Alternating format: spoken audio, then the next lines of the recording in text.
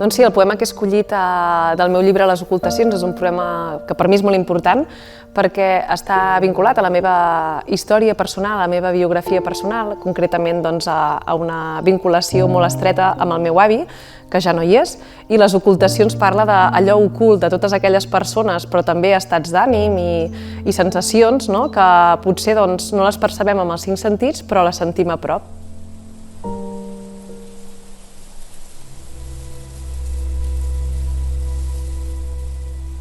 La simbologia. Qui traduirà els versos del meu territori?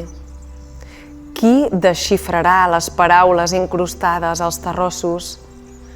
Plorava l'aixada de ferro quan la guardaven a la paret i plorava el remolc en acabar-se la verema. Hi haurà algú que enregistri la música de les branques quan el vent esclata a mitjanit i les exalta. Arribarà el dia que algú s'adoni de les danses ocultes, de les arrels vigoroses que s'allarguen pel subsol. Al dit hi tinc una cicatriu de 2 centímetres de quan, amb 8 anys, collia raïm amb l'avi. Aquella sang pintava els gotims i així els meus sanglots, les meves mans tremoloses, la meva diminuta mala sort. Odiaven el moment, odiaven les tisores, però ell, serè, amancia el desconsol tot prement el tall amb un pàmpol.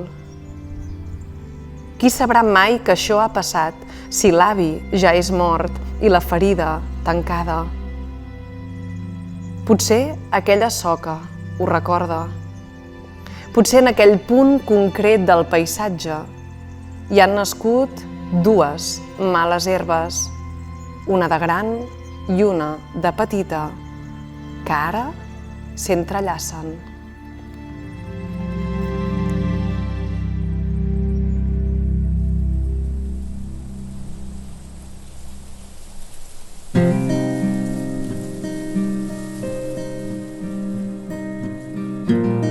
Doncs he escollit el poema de la Gemma Gorga, és un poema que està dins el seu llibre Mur, editat per Meteora, i és un poema que es diu Elegia.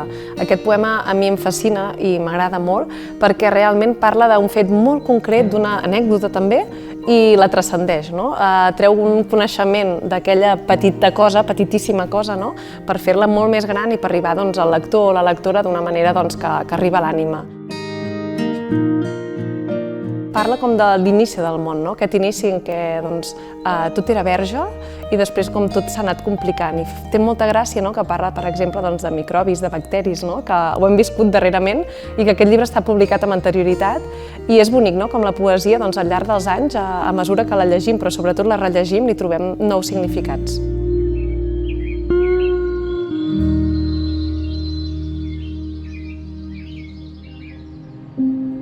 Elegia.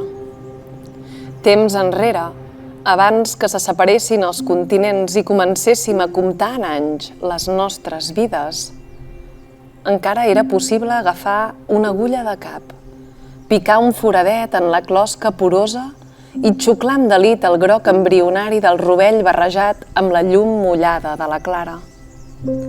Un viatge per túnels secrets desplaçava matèria i aliment d'una concavitat a una altra, de la foscor lliscadissa dels inicis a la foscor definitiva de la gola.